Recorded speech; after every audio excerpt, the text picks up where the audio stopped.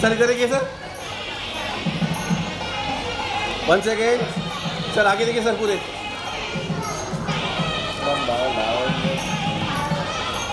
Right ma'am, secretary of PCC।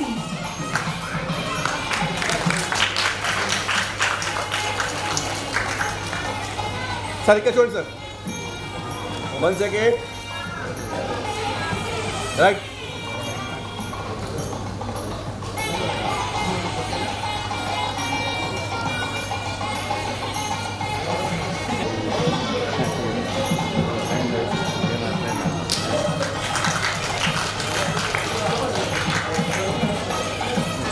I would like to call Dr. Ravi Teja, Chief Program Advisor and Sir, Rashtrapati Award Grahita. 1 second. సరే, మా అన్నగారు ప్రియతమ నాయకుడు ప్రకాష్ అన్న వచ్చాడు కాబట్టి ఈ సందర్భంలో 2 వాక్యాలు ఆయన గురించి చెప్పి ముగిస్తాను. ఈరోజు మనందరికీ తెలిసిందే, బడుగు బలహీన వర్గాల హక్కుల కోసం, బడుగు బలహీన వర్గాల రిజర్వేషన్ల కోసం, నిజంగా సామాజిక న్యాయం సమానత్వం కోసం ఆయన ఒక దశాబ్దాలుగా పోరాటం చేస్తున్న విషయం మనందరికీ తెలిసిందే. నిజంగా బీసీల తరఫున ఎవరన్నా ఉన్నారా అన్న అంటే నేనున్నానంటూ మన ప్రకాష్ అన్న ఎప్పటికీ అండగా ఉంటాడు. ప్రోగ్రాం చెప్తే చాలు, ఎవరున్నా లేకున్నా వెంటనే వచ్చి ఆయన బ్లెస్సింగ్స్ ఇవ్వడం, నిజంగా ఒకసారి చప్పట్లతో ఆయనకు ఒకసారి స్వాగతం పలకాల్సిన సందర్భం ఉన్నదని తెలియజేస్తున్నాను. సరే, ఆల్రెడీ స్పీచ్ ఇచ్చిన, మళ్ళొక్కసారి యువతకు సందేశం ఇవ్వాల్సిన సందర్భం ఉంది. ఒకసారి నేను స్వామి వివేకానంద నుంచి శ్రీకాంతాచారి దాకా మనం అందరం నెమరు వేసుకున్న విషయం మనందరికీ తెలిసిందే. యువత అనగానే ఆనాడు మళ్ళొకసారి అమెరికాలో చికాగోలో youth is the power of the nation అన్న పదాన్ని గుర్తు చేసుకోవాలి. యువత అంటేనే దేశానికి వెన్నుముక, యువత అంటేనే దేశంలో సింహభాగం, యువత అంటేనే దేశ నిర్మాణంలో కీలక పాత్ర. అందుకే అందరూ కలిసి కట్టుగా ఉండండి, దేశ నిర్మాణంలో కీలక పాత్ర పోషించండి. యువత మొత్తం కలిసి కట్టుగా ఐక్యంగా ఉంటే అద్భుతాలు క్రియేట్ చేయవచ్చు. మరొక ప్రపంచాన్ని క్రియేట్ చేసే శక్తి, నైపుణ్యము అది యువతలోనే కలిగి ఉందని తెలుస్తున్నాను. చంద్రయాన్ 3 కూడా ఆ రోజు దాంట్లో ఉన్న శాస్త్రవేత్తలు కావచ్చు, ఇంజనీర్లు కావచ్చు, అందరూ 30 సంవత్సరాల లోపు ఉన్నవారే అంటే ఎంత గొప్పగా ఒక్కసారి ప్రపంచానికే ఆదర్శంగా నిలిచిన చారిత్రక ఘట్టం అది అని తెలియజేస్తున్నాను. అంతేకాదు ఆనాడు తెలంగాణ పోరాటంలో ఎంతో ప్రాణత్యాగాలు చేసిన వారు మనందరికీ తెలిసిందే. ఈరోజు తెలంగాణ ఉద్యమాలు పుట్టింది ఎక్కడ అంటే మన ఉస్మానియా యూనివర్సిటీ గేట్ల ముందరే పుట్టిందని, అంతేకాకుండా మొట్టమొదట ప్రాణం త్యాగం చేసిన వీరుడు బీసీ బిడ్డ ఎవరన్నా ఉన్నారా అంటే అది శ్రీకాంతాచారికి ఒక్కసారి చప్పట్లతో ఆయన గుర్తు చేస్తా ఉన్నాను. అంతేకాదు ఆనాడు స్వాతంత్ర పోరాటంలో ఎంతో మంది ప్రాణాలు త్యాగం చేసిన విషయం మనందరికీ, ఎంతో మంది మహనీయులు ఉన్నప్పటికీ భగత్ సింగ్ను ఆయన మీసం వెలేసింది గుర్తు చేసుకోవాల్సిన సందర్భం ఉందని తెలియజేస్తున్నాను. ప్రాణ త్యాగం చేసినమే కాకు ఇంకిలాబ్ జిందాబాద్ అంటూ ప్రపంచాన్ని యువత పవర్ ఏందో ప్రపంచమంతా చర్చించే విధంగా ఆయన సందేశాన్ని పంపించడం అంటే మామూలు విషయం కాదు. నేను అందుకే అంటున్నాను, యువత మేలుకో, దేశాన్ని ఏలుకో అని తెలియజేస్తున్నా. నేటి యువత రేపటి పౌరులు.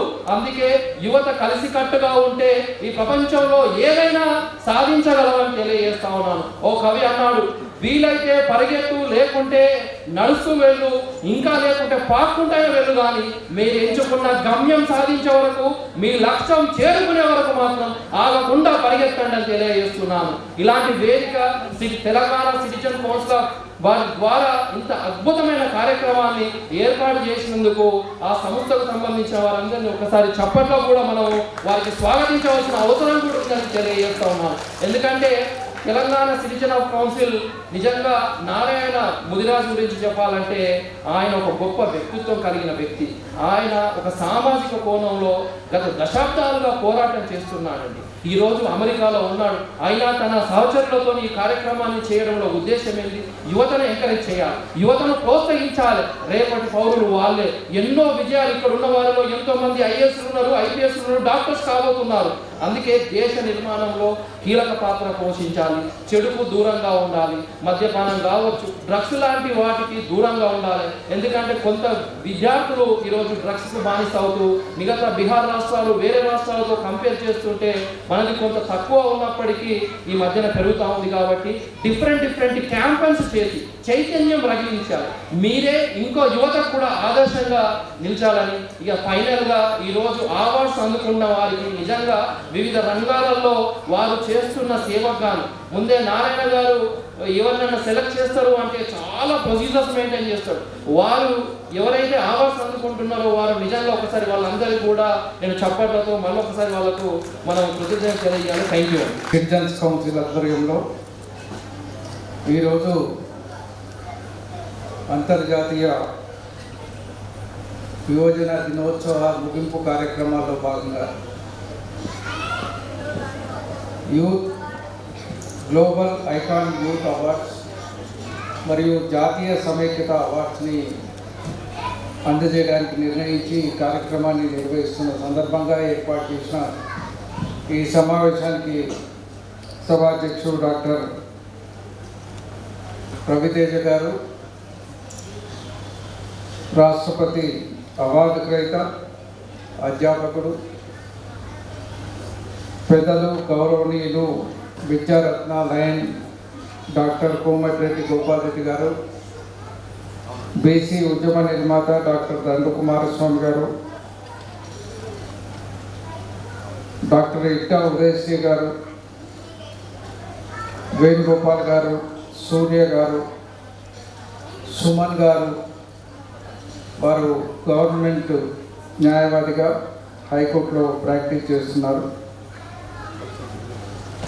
ఈ కార్యక్రమంలో లేకపోయినా విదేశాల్లో ఉన్న తెలంగాణ సిటిజన్ కౌన్సిల్ కార్యక్రమాన్ని ఆపకుండా నిరంతరం నిర్వహించడానికి తపన పడుతున్న సోదరుడు రాజనారాయణ గారు. ఆయన ఎక్కడున్నా ఒక కార్యక్రమం ఉంటుంది, ఆ కార్యక్రమం తగిన ఏర్పాట్లు ఉంటాయి, దానికి తగ్గట్టు పనితీరు కూడా ఉంటుంది. నేను అనేక మందికి చెప్తాను, రాజనారాయణ చూసి నేర్చుకోవాలి. ఆయన గారు రాజనారాయణ పనిచేసే పద్ధతి ఒక మెటిక్యులస్గా ఒక కార్యక్రమం వచ్చినప్పుడు దానికి సిస్టమేటిక్గా ఆ రంగాల్లో పనిచేసే వాళ్ళని గౌరవించే విధంగా, అది సమాజానికి కొంచెం ప్రేరణ ఇచ్చే విధంగా వారు కార్యక్రమాలు చేస్తుంటారు. అందుకే ఇటువంటి వ్యవస్థలు సమాజంలో చాలా కాలం నిలబడతాయి. మనం చాలా చూస్తుంటాం సమాజంలో. కొన్ని ఆర్గనైజేషన్స్ వస్తాయి, 4 రోజులు నడుస్తాయి, పోతాయి. దాన్ని చిరకాలం నడపాలంటే దానికి ఒక విజన్ ఉండాలి, దానికి ఒక లక్ష్యం ఉండాలి, దానికి ఒక సరైన టార్గెట్ ఓరియంటేషన్ తోటి పనిచేయాలి. ఆ పనిచేసే ఆలోచన ఈ తెలంగాణ సిటిజన్స్ కౌన్సిల్కి ఉందనే విషయాన్ని ఈ సందర్భంగా మరొకసారి నేను మనం చూస్తున్నాం. ఇటువంటి సంస్థలు చాలా అరుదుగా ఉంటాయి. ఎందుకంటే మేము అనేక సంస్థల కార్యక్రమాలకు రాష్ట్ర వ్యాప్తంగా అటెండ్ అవుతూనే ఉంటాం. మరి ఇటువంటి సంస్థలు చాలా అరుదుగా చాలా గొప్పగా పనిచేస్తున్న నేపథ్యంలో ఇవాళ అనేక మంది ప్రతిభావంతులకు యూత్ ఐకాన్ అవార్డ్స్ కానీ జాతీయ సమైక్యత అవార్డ్స్ ఇవ్వడం అనేది చాలా గొప్ప విషయంగా, వారిని గుర్తించినందుకు ఈ సంస్థని ఇలా గుర్తింపబడ్డ అవార్డు గ్రహీతలందరినీ కూడా హృదయపూర్వకంగా నేను అభినందిస్తున్నాను. వారి మీద కూడా ఒక సామాజిక బాధ్యత ఉంది. అవార్డ్స్ ఇవ్వగానే సరిపోదు. అవార్డ్స్ తీసుకున్న వాళ్ళు సమాజానికి ఖచ్చితంగా ఒక ఆదర్శప్రాయమైన వ్యక్తులుగా నిలబడి ఉన్నారు కాబట్టి అవార్డ్స్కు వారికి అర్హత ఉంది. వారు చేస్తున్న వ్యవస్థల్లో యువకులుగా ఉన్నవాళ్ళు వారు చేస్తున్న పనిలో నిష్ణానితులుగా మిగతా వారికి ఆదర్శప్రాయంగా కొంత కార్యక్రమాలు చేస్తున్నారు కాబట్టి వారికి యూత్ అవార్డ్స్, అదేవిధంగా జాతీయ సమైక్యత అవార్డ్స్ పొందుతున్న పెద్దలు కూడా వారందరూ కూడా వారి రంగాల్లో కొంచెం ఆదర్శప్రాయమైన జీవితంతో వారి వృత్తికి కట్టుబడి పనిచేస్తున్న నేపథ్యంలో మరి వారికి కూడా గుర్తించి అలా అవార్డులు ఇవ్వడం జరిగింది. వారి మీద కూడా సంపూర్ణంగా సామాజిక బాధ్యత ఉంది. ఇవాళ మనం చుట్టూన్న సమాజాన్ని చూస్తున్నాం. ఇప్పటిదాకా మిత్రులు చాలామంది చెప్పినారు, ఇవాళ ఒక పాట చాలని, ఒక మెసేజ్ ఇవ్వాలని, ఒక సాంగ్ చాలు.